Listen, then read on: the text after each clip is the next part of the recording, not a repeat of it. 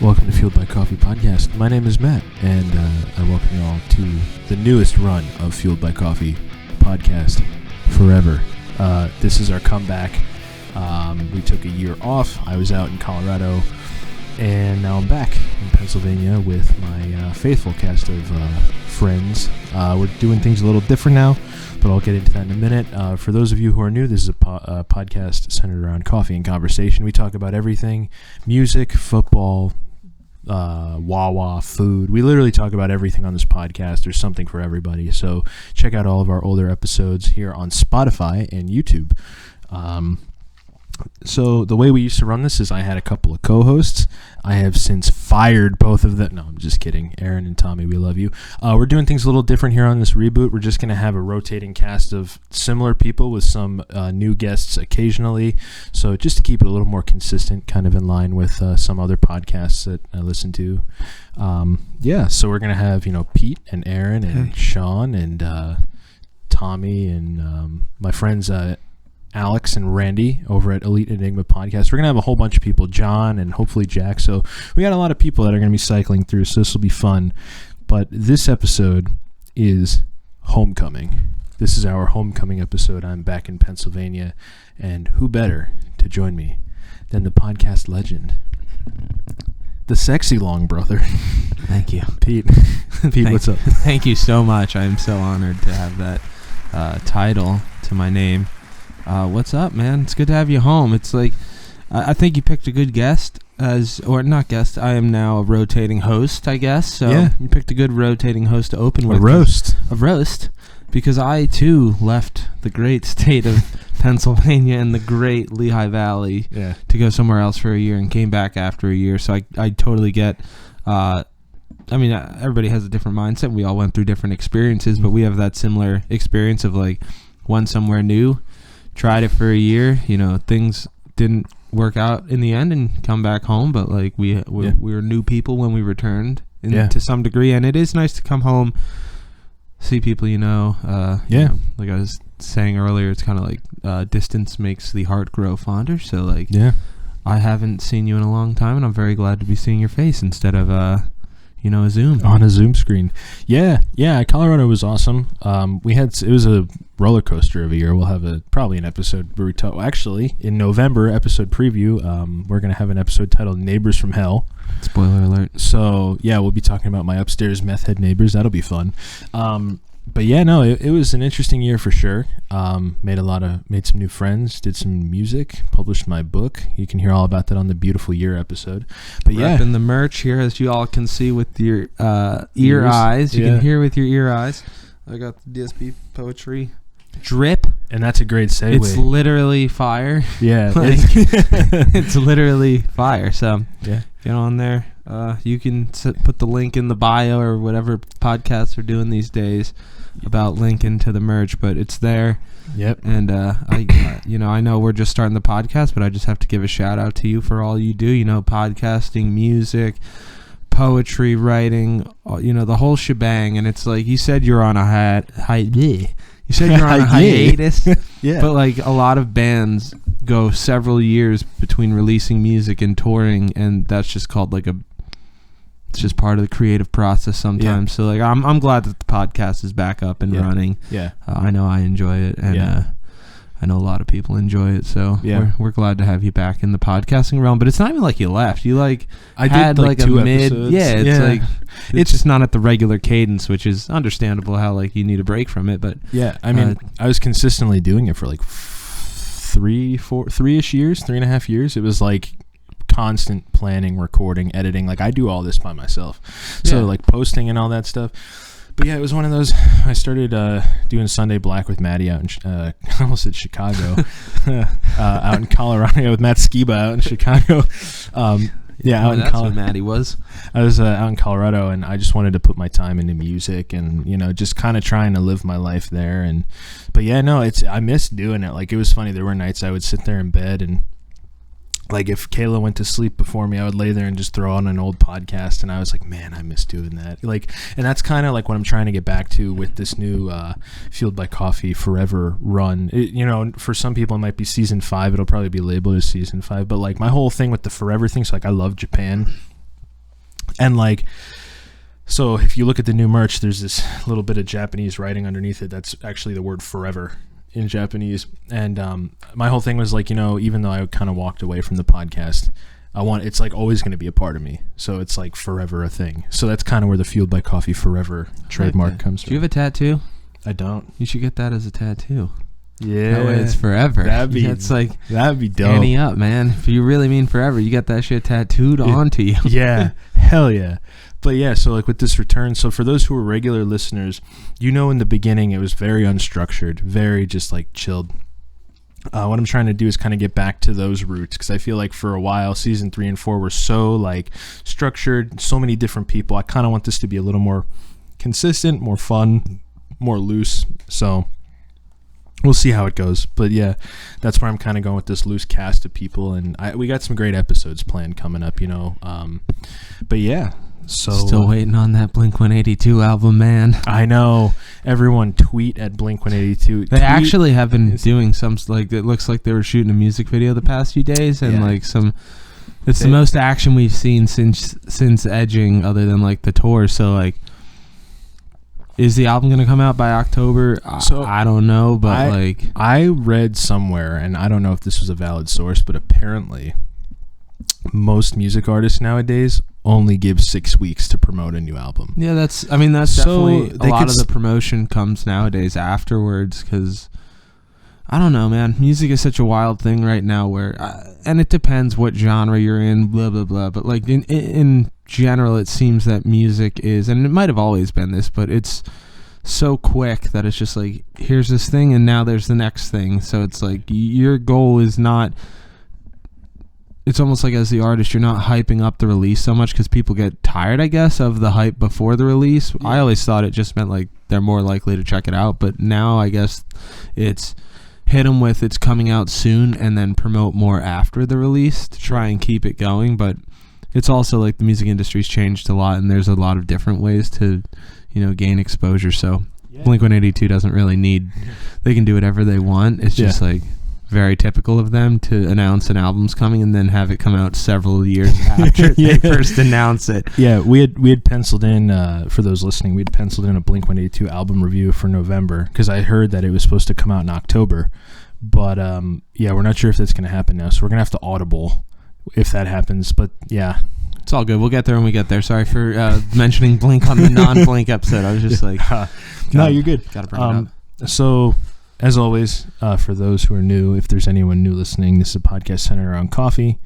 I try and have either a different kind of coffee or something unique every episode. Today, because I'm back in the state of Pennsylvania, I just grabbed a regular roast of Wawa coffee with hazelnut creamer. Wawa, please sponsor me.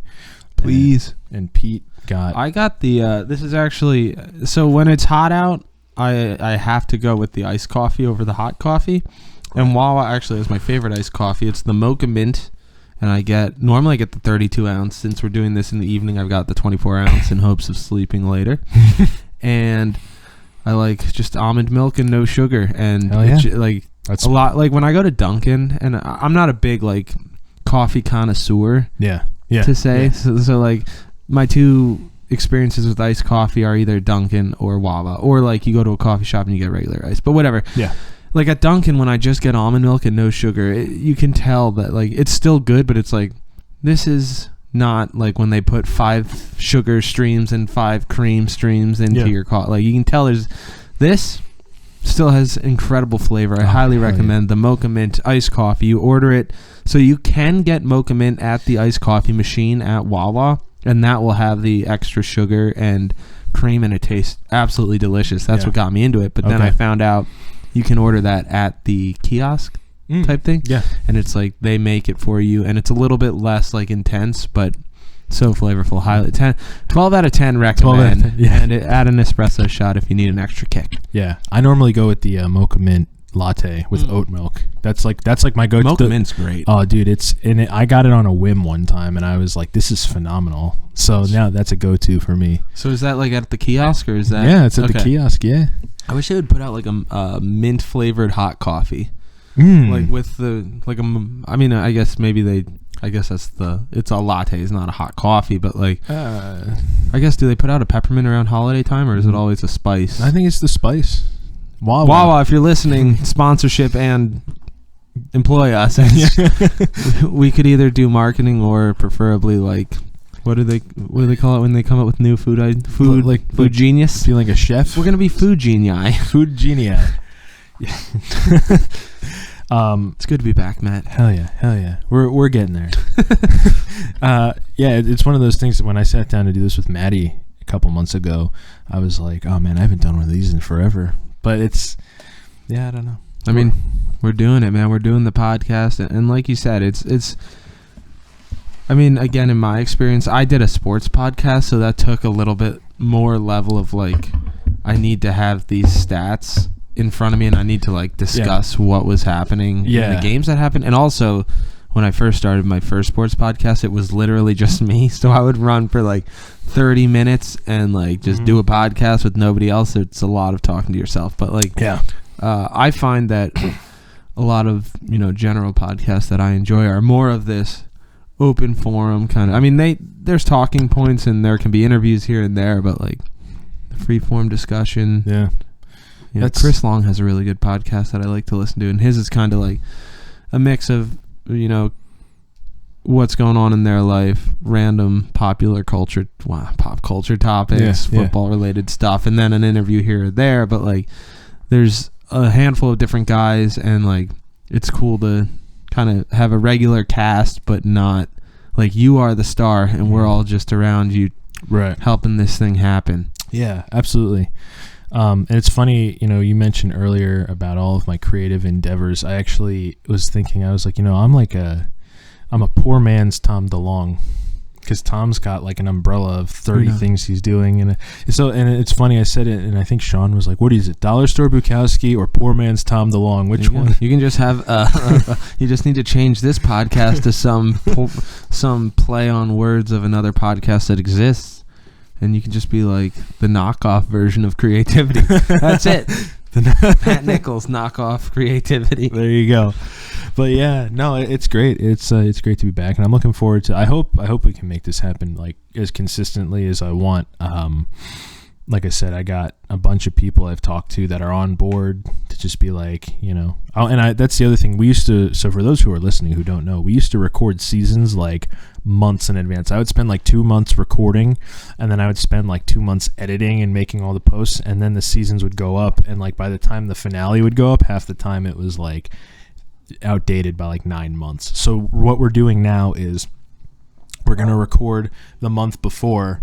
Like, say we're recording for November, where we're going to record them in October, and they go up in November. So everything will be more current. It'll be more, and we might have some like rush episodes where we just like record it and throw it up quickly. But yeah, I want everything to be a little more current and a little more just like, it was so much fun at the beginning, and I feel like it got to a point where like Aaron and I were sitting there looking at analytics towards the end, and I was like, I don't want it to be about that. I obviously want it to be a thing, like build a small following, but.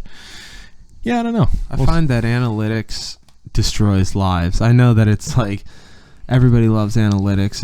It's in sports, it's in business, it's in everything. But sometimes you just got to create because it's what you like to do. And again, it's so tough because everything's got to have money tied to it and monetized. And there is a finite amount of time, so you have to figure out like what you like to do. But I don't know. In my opinion, like I've toyed around with starting a podcast. I just don't want to compete with you because obviously all your listeners I would put it up the same day you put it up, just post in all caps so everybody came to mind. But like I've been toying around with doing a podcast, and like it's something that I think is really fun to do and a cool creative outlet. It's just you got to pick and choose what you want to do. But at the end of the day, it's almost like when you hold yourself to a consistent posting schedule.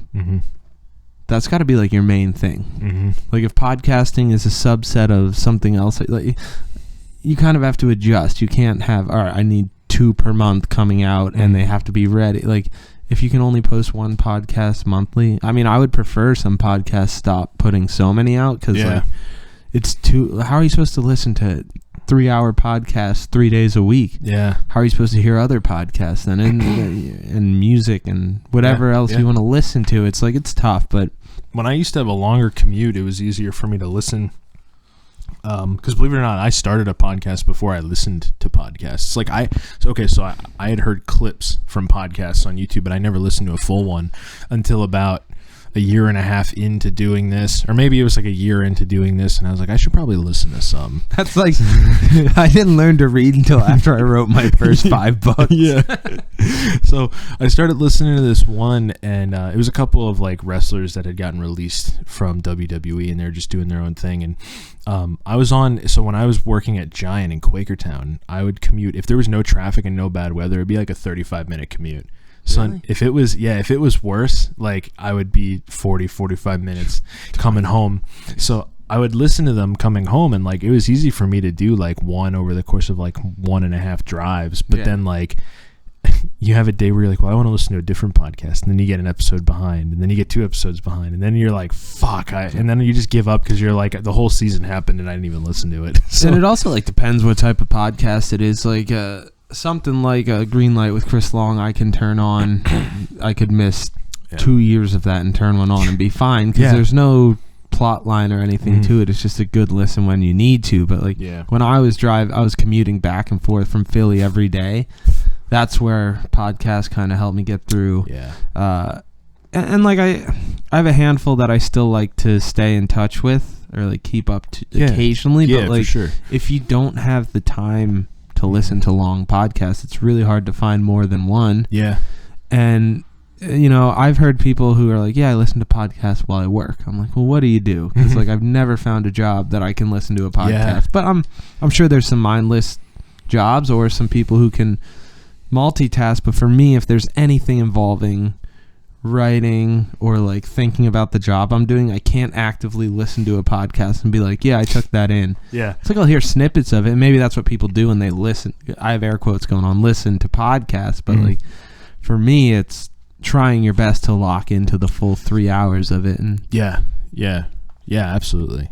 And that's why like I try and keep these fun. It's crazy. I remember when I first started. So to segue into our first segment of the show, I just kind of want to do a little look back on the start of the podcast, because I started this in November of 2019.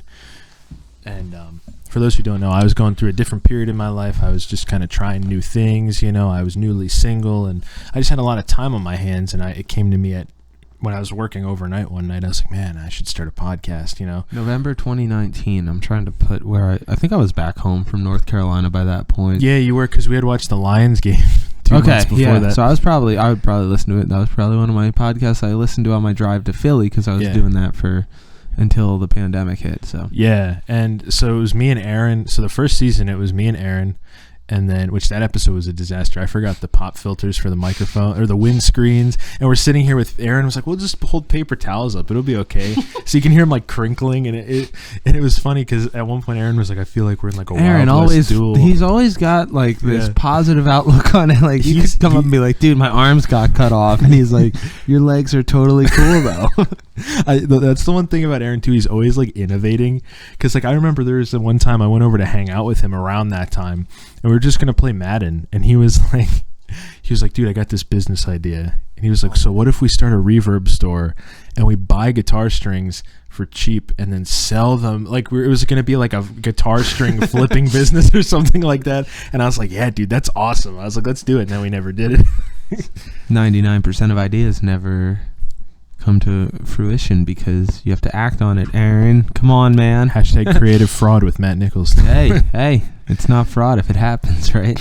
But yeah, so it was me and Aaron, and then me and John, which that is actually one of my favorite episodes. That second episode is called Full Circle. We just talked about like we were hanging out every single week at the time, and we just talked about what we did every week. But it was like, it's one of those, like for me, like especially with my book, there's a couple poems in there for like about that time in my life, and it's like it's like that, there's like that fondness to it, But yeah, so that one's a great one. And we talked about the Eagles too. And it's called Full Circle because it was like I liked football as a kid, then I got away from it.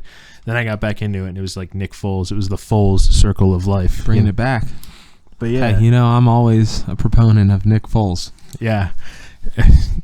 Nick Foles, please sponsor me. Hey, he's going to be at FanFest this Saturday. We had to do this one early, guys. Yeah, he's just breaking the fourth wall or whatever it's called. I don't know. And it's like a big they're celebrating the 10th anniversary of the radio station. Okay. And their special guest is Nick Foles, and That's the cool. special musical guest is Fall Out Boy.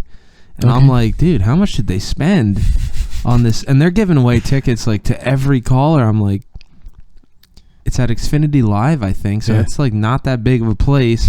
Where's Fall Out Boy playing? Well, not to be this guy, but after the season Nick Foles just had in Indianapolis, they probably didn't pay much. You can't, I'm talking more about Fall Out Boy, honestly. Yeah, that's true. That's got to be an expensive buy, expensive like guarantee. But still, Nick Foles is I love the he's guy. famous in this city, dude. And he's gonna retire an Eagle and be a living legend forever.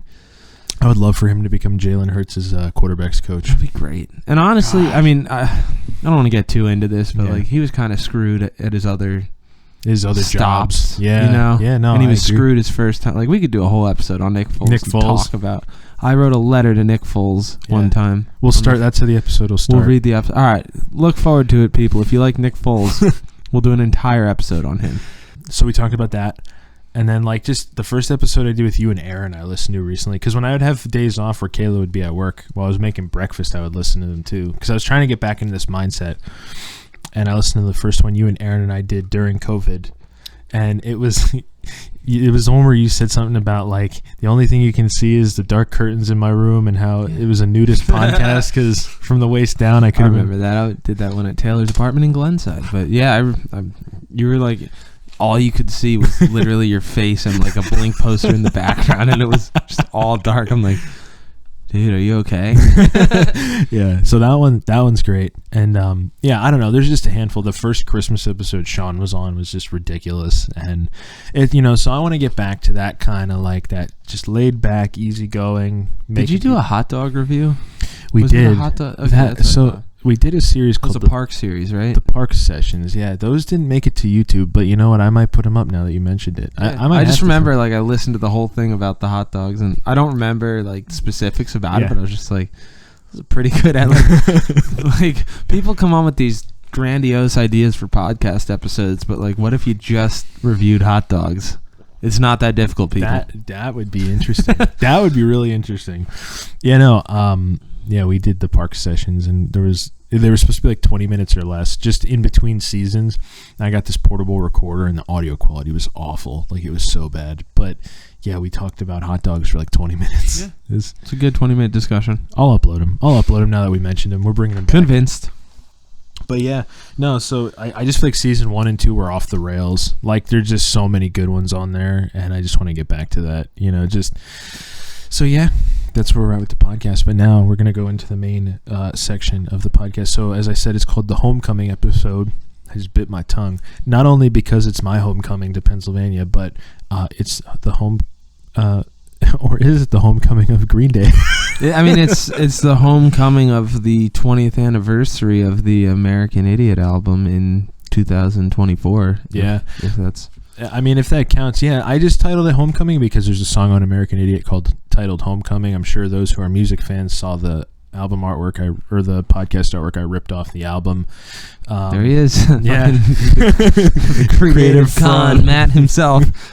But yeah. I'm sorry, DSP Poetry. I don't know his name. But yeah, so this episode I was like, yo, Pete, what if we just talk about Green Day for an episode? So that's what we're going to dive into now. So and I did ask Matt, I have to preface this because as we've talked about earlier in this episode, there was a lot of planning that went into some episodes. So we did like full ass reviews of, I think we actually did Dookie. So like we did. And we also reviewed the Green Day album Dookie. Yeah. Thank you. I'm glad you got that because I was like, that. Please cut that out if that joke doesn't get at least one laugh. There's a B-reel coming about pooping your pants. Yeah, exactly. There you go. Insert it there. But I just want to preface that I haven't listened to Green Day in a while. Mm-hmm. And it's not because I don't love them. It's just because they haven't been in my rotation lately. But yeah. So if any takes are incorrect, it's because I haven't listened in a little bit. But like, it's funny about that Dookie review. We I think it was exactly 2 years ago around this time because I just got an update, or it's like, so Snapchat does these like flashbacks, like this is what you were doing 2 years ago today, and the one came up, you were taking, I think it was Kevin's bass from Aaron's house. Yeah. And it was like right after we recorded, and you and Aaron were talking about tacos. You're like, yeah, I'm having tacos for dinner. And Aaron's like, oh, you're having Taco Wednesday. And then I pan over to him. He's like, do you need help with anything? It was just like this random clip. So that was like almost exactly by the time this drops. No more references to the time delay. But no, that was 2 years ago. But yeah, and even if you want to go even further, the Blink series, we had 2 full episodes of just like their history. I didn't upload those. Before the review or before the album ranking episode, which I was put to shame. We are rolling up on 2 years. I think it'll be 2 years since that came out in 2024. So we might have to do even though that I was like co-historian on the history of Blink, you invited someone else on to review the Blink album, and you called me in for Dookie. I think Tyler Reed did Enema of the State. Yeah, he did. There's a big old bitching session about Wendy Clear, and I think that song's great. So just getting that out there. Yeah. But yeah, so we might have to do an updated Blink-182 album ranking once the new one's out. I'm not changing my stance on my... I got pretty roasted. I mean, again, this isn't a Blink episode, so I won't go too into it, but I got pretty roasted for my take on Dogs Eating Dogs as an EP in full, and specifically the last song, and it's just like... I stand by. See, it's a good... You just farted as my hand is moving. It's a great song. Screw you, Matt. I'm revealing your name. It's funny. I listened to that episode a couple weeks ago. I was on the way to the airport to pick up Sean at the airport, and I felt really bad at that section because I was like, oh man, we really gave him shit for I got roasted. And you know what's cool, Matt, is I'm going to stand by my original take. I just didn't have anything to say in the moment because I was getting double teamed pretty hard with some negativity, but I am going to stand by. Like, I think that's not this episode. Cut this out. All right, so we're gonna jump into our little Green Day geek out. Green Day. So, like you said, for the longest time, I hadn't listened to Green Day in a very long time. So we did the Dookie album review, and that was probably the last time I listened to Green Day. It was like 2 years ago. And even so, like prior to that, I remember when Sean first moved back home, we would go on these drives to like just where it would be like, hey, we're off tonight. What do you want to do? Let's just go drive around. And I remember the one night I had Dookie in the CD player, and it played through like 6 times. So prior to that, I don't even know. But so all you've listened to is Dookie. Growing up, so I will say this before we get into like kind of my little Green Day geek out. I actually got into a Green Day phase before I moved home. I was listening to Insomniac a lot. It was one of those. Were you not sleeping well? Yeah, yeah, because of my neighbors from hell, November episode. But yeah, no, I was like not sleeping well, and it was one of those. We were coming home from the store one day, and I was like, man, what should I put on? I want something different. So I was like, all right, let's just put on Insomniac, and I listened to it a few times through, and I was like, damn, this is a lot better than I remember it. Like there were times with Green Day where I would want to listen to them, and as soon as I put an album on, I was like, ugh, I can't do it. But it was weird. I was really into Insomniac, and then American Idiot I have really never cared for, like in my teenage and early adulthood, but something in me before we moved was like, I need to give it a shot. I think it was when I was making the artwork for this episode, I put it on, and I listened to it all the way through, and I was like, it clicked. Something clicked where I was like, this is fucking phenomenal. This is a work of art. Like, I love this album now. And I listened to it multiple times since then. I listened to it on the drive home, so like I have a newfound respect for American Idiot. Do you think that your initial, not dislike, but like not caring so much about that album comes from the fact that it's like the album that put their career back on track, and that like there's a lot, the singles off that album are so widely known and played that it feels overplayed? I don't necessarily think that. I think for me it was a shift in production, because like when you listen to Dookie, you listen to Insomniac, those have a very just in your face, like, which I mean, to be fair, American Idiot is in your face, but it's not as raw. Mm-hmm. And I think for me, that's when they started this shift of kind of like how now I really can't stand newer Green Day stuff, because it's the mix for me. Like they do this thing with Billy Joe's vocals where they mix it and it almost sounds like it's coming out of an old radio and there's like a lot of echo on it. That was like the Uno Dos Tre. That's when they started, because like 21st Century Breakdown was still in line with American Idiot's production quality.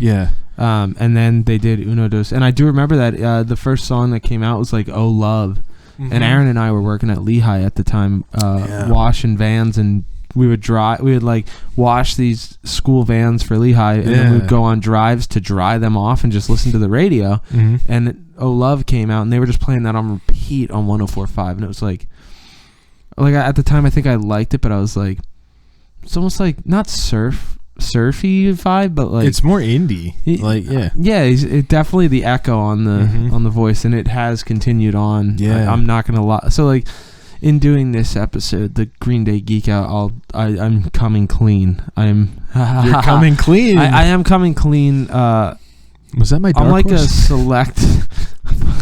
I'm like a selective Green Day fan. Me too. Like, anything after 21st Century Breakdown, I don't really like. I never even listened to Revolution Radio in full. Maybe one time I did, and I didn't pay attention the whole time. And like it was Father of All, the next one that came out or whatever. Probably. And I just didn't even give that one a listen. And they came out with that song Pollyanna or whatever, and like I actually did enjoy that song, but it was not because it was a Green Day hit. It was just like, this is listenable. You know?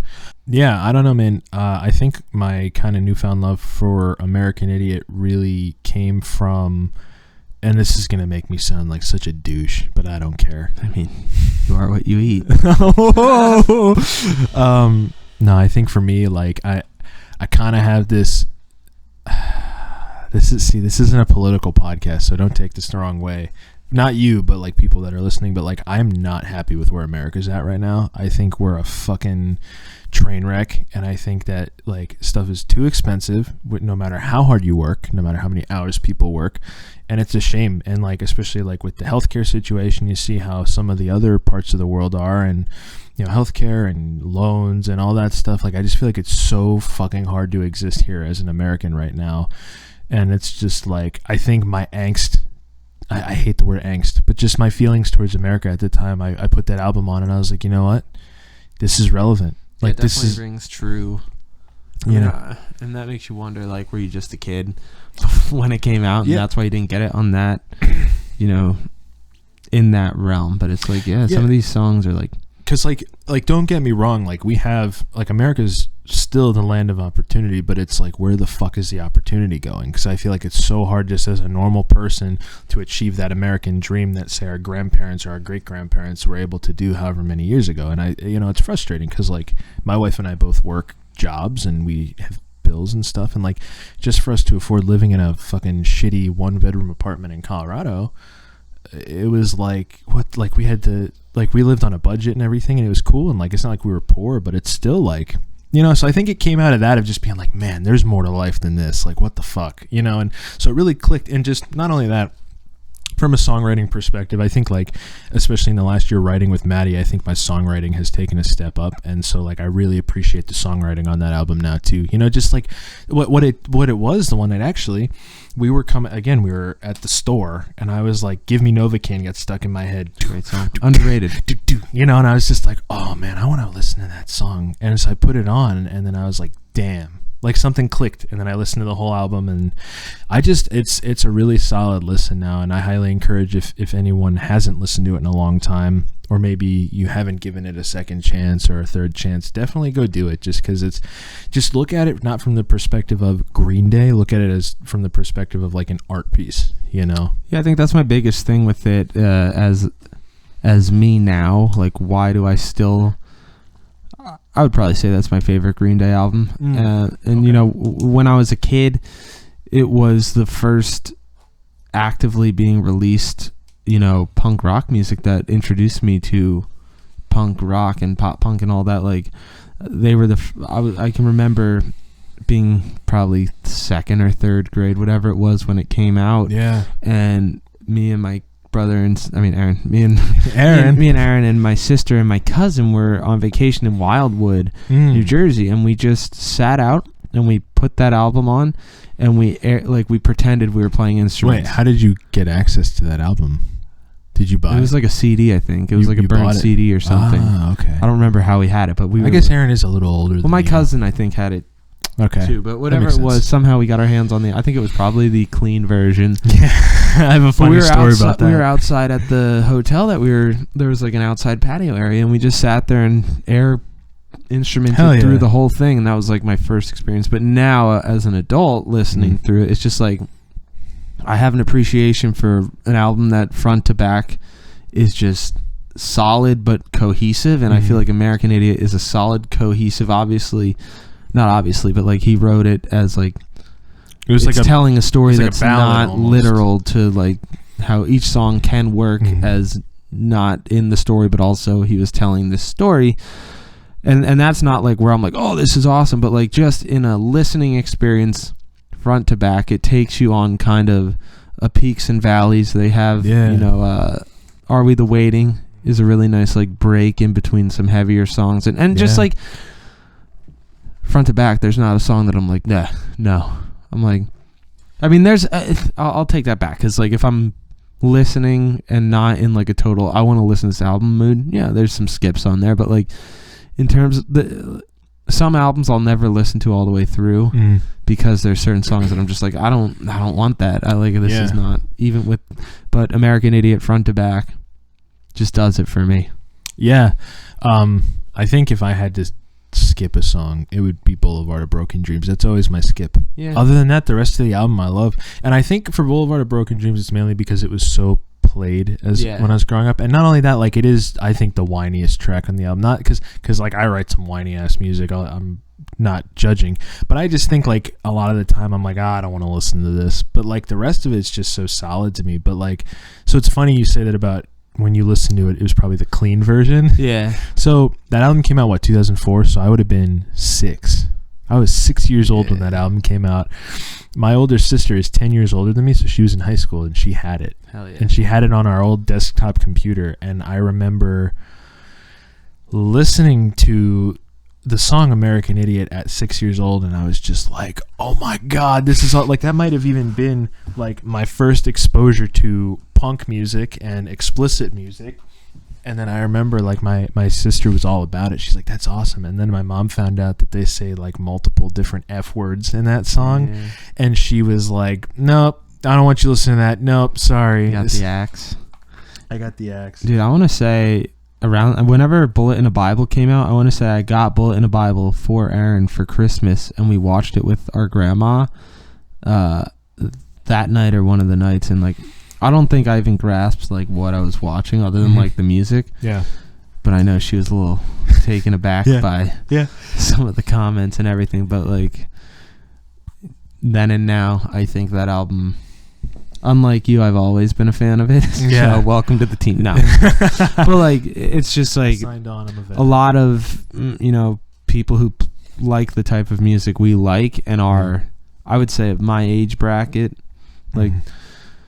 If you were cool and you knew Dookie, that's cool, but like, good for you. Yeah. I didn't. American Idiot's the first new release that I knew, and it will forever just be a really impactful album. And I think there's just like a lot of songs that, like you kind of said with Boulevard of Broken Dreams, it's like it's the overplayed factor and the whiny, but also when your dreams are broken and that's the boulevard you gotta get on and listen to sometimes. So there is a time and place for that, for sure. But like with Wake Me Up When September Ends, there was some not overplayed, but it's just so when you hear it so much, you're like, I'm tired of it. But with the album playing all the way through, I can do that. But I'll never like solely be like, I want to hear Boulevard of Broken Dreams or Wake Me Up. But like, what's her name?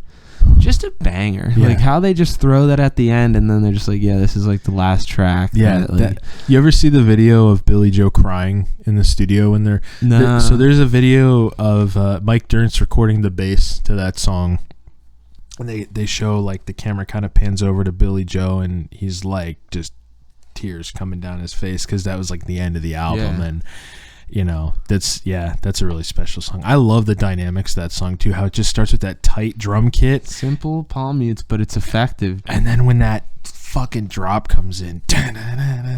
It's so good. Like it's that gets me.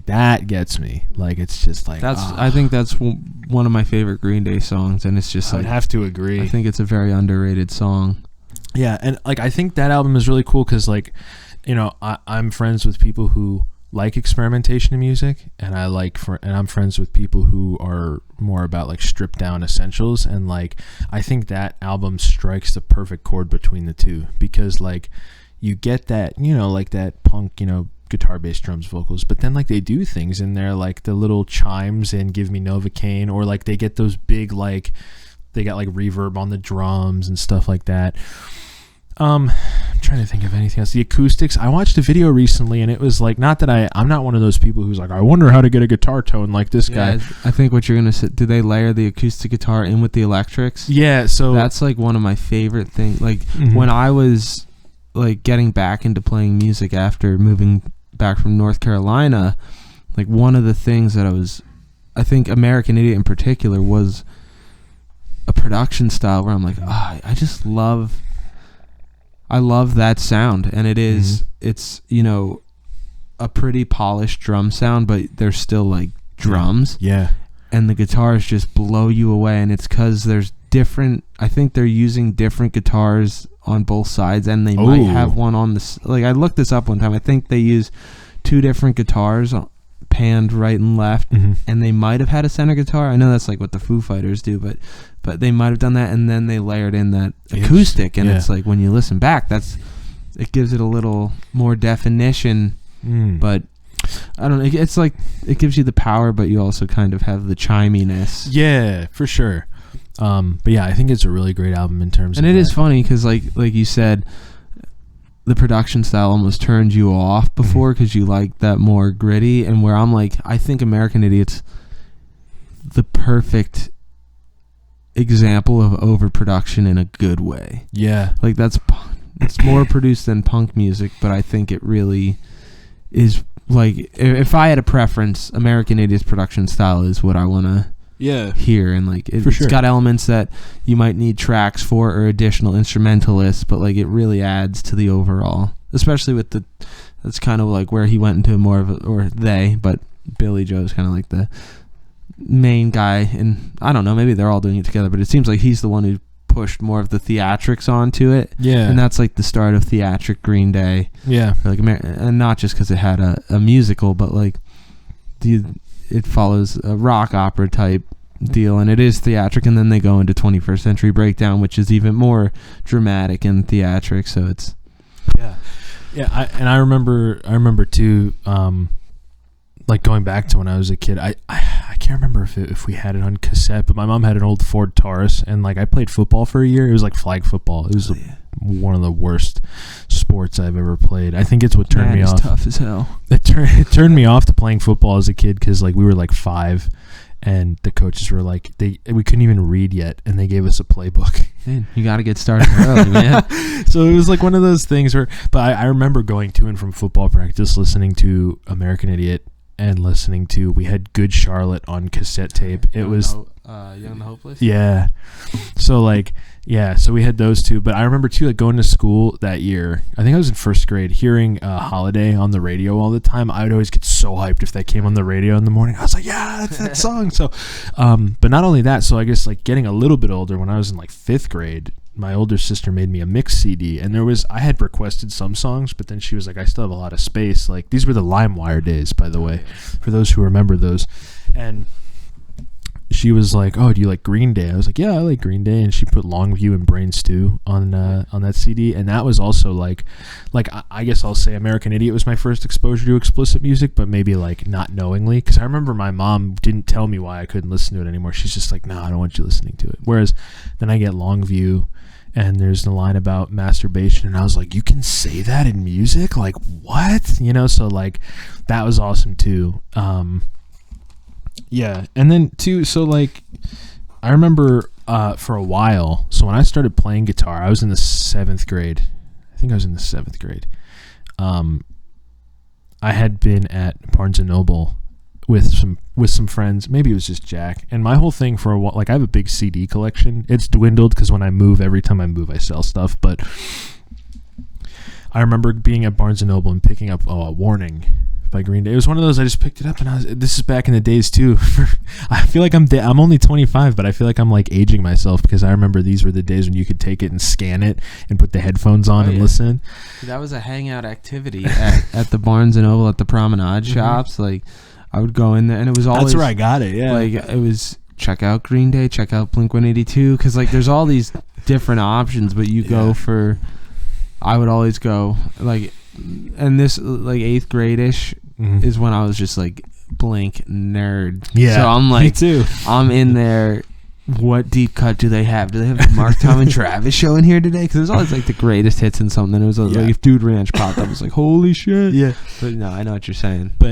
So I picked up Warning, and at the time, I've told this story before, but I had this shitty MP3 player. It started out as fine, and then I think I like dropped it or something happened where like the screen stopped working. So I knew that MP3 player by heart. Like I almost knew the track list just because of having that. Like, okay, if I click over 23 times, it'll put me on this song. It was like the fucking iPod Shuffle that was just like, you have 100 songs to work with. You can either shuffle them or listen to them straight through. Yeah. So I had put the Warning album on, and at the time I really, really loved it. Like so much so that my friend Jack started playing guitar at the end of that school year, and it was one of those things. I had tried taking guitar lessons in 3rd grade, didn't stick with it. I hated the idea of practicing. Sean tried giving me or lending me. He had an Ibanez electric. He was teaching me, and again, I hated the pressure of like, oh, I gotta practice, you know. So once I saw Jack pick up his guitar, he just had a shitty Squier. It was like the one that came with a little amp. He was like learning stuff. He just had an app on his phone, and I was like, dude, like, how are you doing that? And he's like, oh, dude, I just look up tabs and learn stuff. So I had my old nylon string from when I was a little kid, so I'd pick it up and just play shit. So my first guitar, Sean actually surprised me with right before he went in the Army, and it was an Epiphone Les Paul, because up until that point, all I was listening to was Green Day. Like I was like, I want a Les Paul to be like Billy Joe. I want to. So like before I wanted to be Tom DeLonge, I thought Billy Joe was the shit, and that's why my first guitar was a Les Paul. Oh yeah, that makes sense. That makes sense. I mean, it's funny though, because now my fucking least favorite album is Warning. I hate Warning. I don't know if I've ever listened to it all the way through. There's a couple tracks off it I really like. It's so different. I like Waiting. Yeah. I like Minority. I do like the song Warning. Yeah. I think that's the 3 that I know off of that album. Waiting is good, and Minority is good. Those are like probably the most Green Day songs. Macy's Day Parade is really good. Yeah. But like, I don't know, there's the one day I tried to put it on like before we moved to Colorado, and I just was like, man, I just wasn't feeling it. Maybe it was the day, but I don't know. I was like, man, I used to love this album. What happened? You know? Did that Warning? Yeah. Oh well, yeah. Time. Yeah. Time will do that to you. You grew up and realized American Idiot is in fact better than Warning. You just wanted to be cool. No, it's all funny because I always like. I guess Nimrod and Warning came out two years back to back. I think Nimrod was like 98, right. Or was Nimrod? I don't remember. It was 2002, I think. I don't remember when it was, but all I know is like of those 2 albums, I have like 5 or 6 songs in total that I'm like, I like these songs off. Even like, Nice Guys Finish Last is one of my favorite Green Day songs that I think is underrated. Yeah. Even Nimrod I tried putting on recently in the last 3 months, and I wasn't digging it because there was a clip that popped up on my Instagram, and it was them playing that, you know, when I was a young boy I had big plans. Mm-hmm. You know, I put that on, and I was like, man, the live version sounded much better. Yeah. I guess they kind of did some different things on those albums. From what I read, Nimrod was like they went on and they wanted every song to sound different, so they recorded every song. They almost pulled like a Blink-182 Untitled, where like every song was supposed to be different, right? Except one of those albums is way better than the others. Yeah. Subjectively, I guess that is right. I would agree, but yeah, no. Now I just can't stand Warning now. But like it's that. So I would say for me, my favorite, if I had to pick a favorite, it would have to. See, when I made this out, oh, my cat just came out. She's like, holy cat. She came out and looked at Pete, and she was like, who the hell is this? Yep. This isn't my mom. I'm hoping it was like a curious look and not an I hate you look. Yeah, she's pretty chill. But yeah, I don't know. I think it would be a Blink-182 scenario where, like you, I haven't listened to every Green Day album. I've given them a try, because it's a part of my childhood. 21st Century Breakdown, I've really only heard the hits, and like they're okay. I don't really like that Last of the American Girls. I think that song's corny. But 21 Guns, judge me for it. I don't care. Crucify me. I actually like that song. Banger. I mean, it's just like a certified banger, whether it's overplayed or simple or. Yeah. I don't know. See, I'm a little different in that I don't really look into the lyrics too much.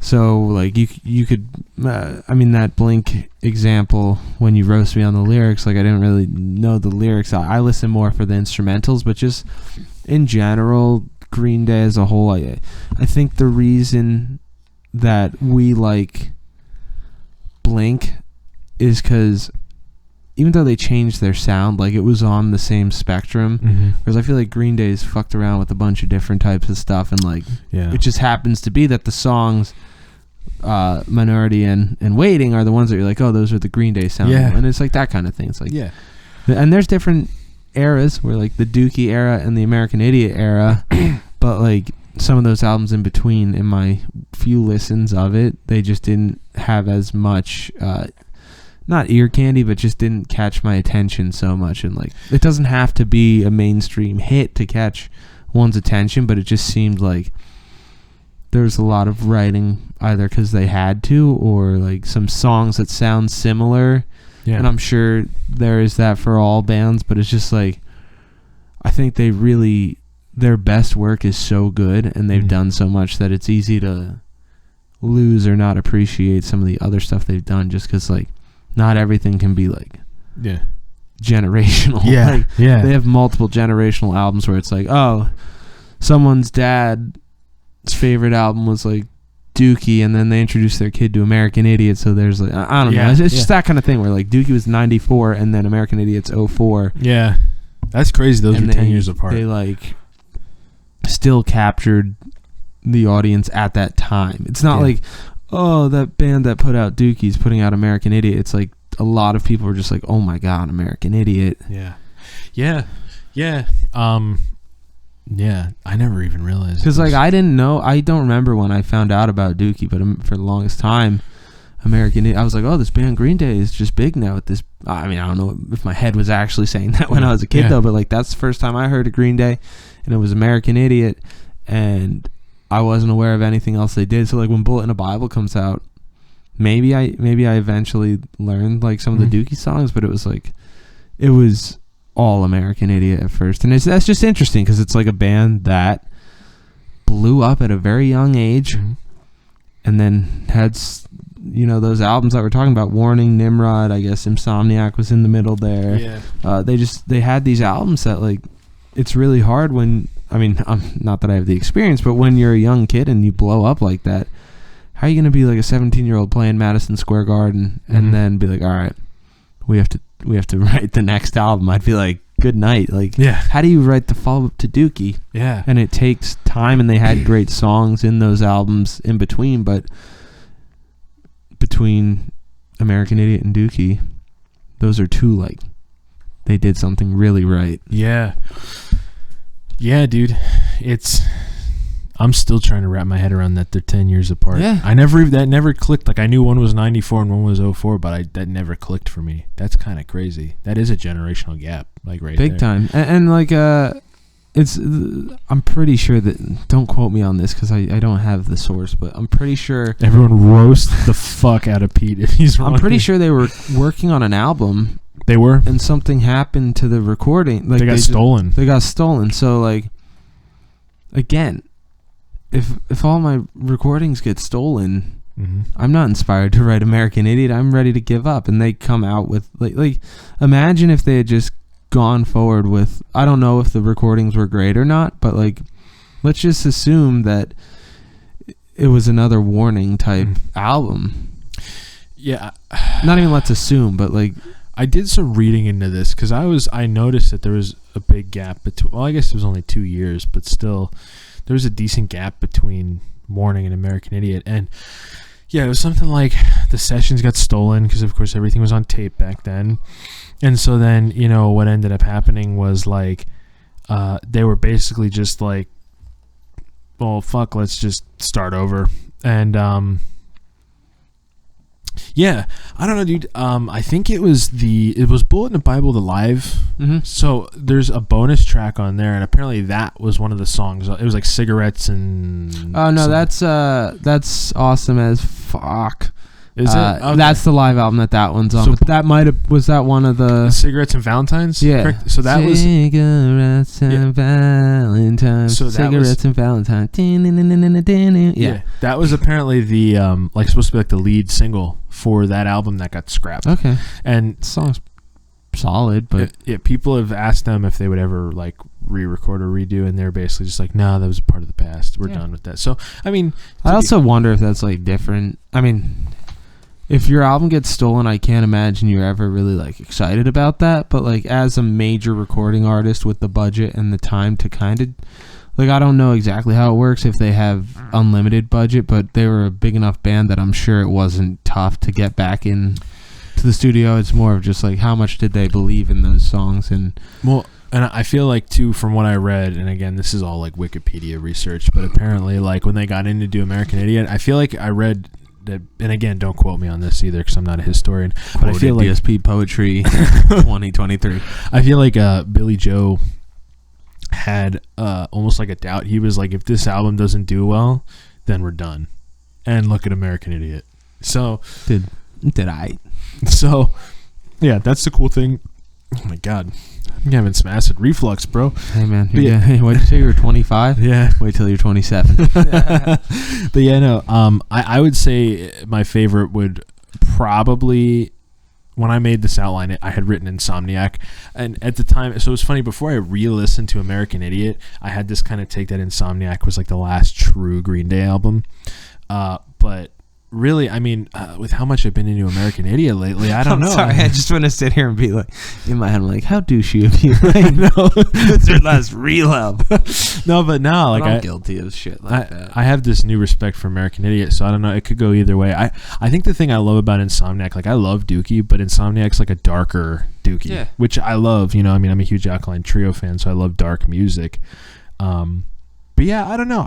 It would either have to be Insomniac or American Idiot because they're just both so solid, you know? Like, it's a great listen, you know? Yeah. I mean, I think for me, number one is American Idiot. And see, number two is tough. Probably because, I mean, as a fan,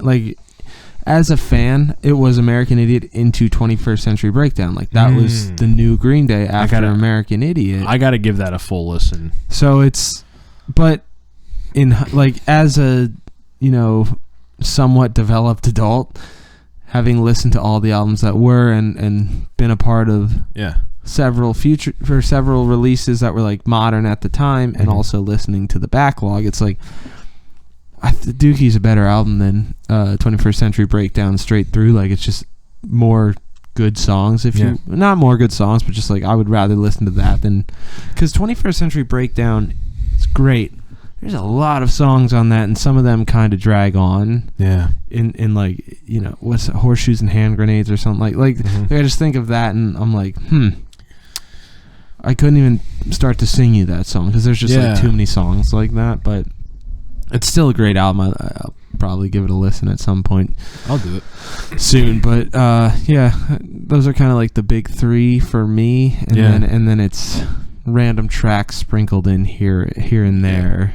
I remember I had Bang Bang from Revolution Radio on a mix CD, and I really liked that song for a while, but now it's more of like if I'm in the mood, I'll leave it on. It's in my SoundCloud. So I think that for me it is more like the older Green Day albums, because that's what I grew up with, and like I said, I've given everything a listen. I remember when Oh Love came out, I was in 8th grade, I think, and I remember the first time I heard that song, we were coming home from Guitar Center. It was one of my first trips to Guitar Center, and I remember I was with Jack, and I remember hearing Oh Love, and I thought it was cool. But yeah, it's more so for me now. I think Green Day, so like whereas Blink is like a core of who I am, I think Green Day is more of like a nostalgia thing, where I'm just like, you listen to it, and like I said, I appreciate it on an artistic level now, but it's more like it's like fond. They've got a fond place in my heart, you know? And that's kind of where we differ, because my foundation is Green Day and Blink. Like Green Day into Blink. Like the Pop Disaster tour is me. Like that is my foundation. Like I love Dave Grohl. I love the Foo Fighters. Came into that a little bit later, and like this podcast is just me being honest. I didn't know much about Nirvana and really never got into them at all. And Same. like just in the past few years have dug, like I knew like Teen Spirit and shit, but like I didn't know Dave Grohl as Dave Grohl. For the longest like I just liked the Foo Fighters and stuff. So like call me a poser, whatever you want, but like I'm not a fan of Nirvana. Kill me, sue me. Jesus. The Green Day Blink combo is like, that is my foundation. So and an American Idiot is at the core of that, because that was for sure. That was when I had just gotten a drum set, so of course I started learning like that. You know, Jesus of Suburbia, there was a drum solo after the first movement, and it was like, that's the first drum solo I knew. It was like, so that's kind of where I stand on Green Day. But forever, there's no denying that they are one of those generational bands that made a genre what it is. Yeah, for sure. Because you can say like they're not punk rock, whatever, but they took a segment of punk rock music, and they're formed they just formed a fucking plethora of bands from them. Yeah. Whether those bands made it or not, like you could add, like anybody that plays pop punk is likely going to mention Blink-182 or Green Day. Yeah, for sure. And like Green Day almost is, and they, what am I trying to say? Like Green Day, we're losing Green Day is bigger than Blink. Like I think Green Day had more of an impact on the genre than Blink did. Maybe not in the pop punk specific realm, but in terms of like alternative emo rock types, like Green Day impacted a ton of people. And I think I would agree with you. I think Blink, if they hadn't burned out so quick at the top, I think they probably could have taken the reins, but because they, after their biggest album and when they hit their peak, they crashed and burned because of their internal issues. I think that just like they were pretty level with Green Day, I would say, but then I think them not being present just allowed Green Day to just take hold and run away with it. I also think it helps. Instrumentally, I think. Green Day is far more talented, superior. Yeah, like because I mean, and it's a different podcast to talk Blink versus Green Day, but Blink. Tom had really cool riffs, but he's an awful guitar player to be like, yo, this guy's gonna be like my guitar hero. Whereas like Green Day had some like air quotes again solos. Yeah. Whereas like Blink, it was like cool riffs, but there was never like, let's just have Tom fucking rip a basic solo here. It's like Carousel, that's where you get that. But like, you know what I mean? Yeah. No, that's totally fair. Well, I think this was a good way to bring the podcast back. We're going to rope it back in for the end. Thanks everyone for listening. I hope that, again, share this with your friends. Share us on Facebook, Instagram, wherever. You can also find us on Facebook and Instagram. The Fueled by Coffee podcast is now on Spotify, where it was not for a while, which was really hard for some people who listen to most of their podcasts on Spotify. Yeah. But now it's there. We used to stream off of SoundCloud. I was paying SoundCloud Premium every month, and it just got to be too much. And it was like our listens, so it's funny, season 1, we would do like 50 to 120 listens, and then from there it slowly, like season 2 was maybe like 35 to 40, season 3 was like 15 to 20. By the end we were getting like 10 listens, and I think SoundCloud's just a dead platform. So I'm hoping that we reach more people here on Spotify and as well as YouTube. I have us on YouTube. But yeah, so give us a follow here, rate our podcast. It helps us a lot. If you want to check out our merch store, you can find it through our social medias at the links in our bio. And so we try and do 2 episodes a month every 2 weeks. So our next episode is going to be our first ever Halloween episode. Oh, yeah. It's called Horror. Very simple. It's going to be me and Sean. We're going to talk about horror movies, horror games. There's this thing that I got into in Colorado for like a week.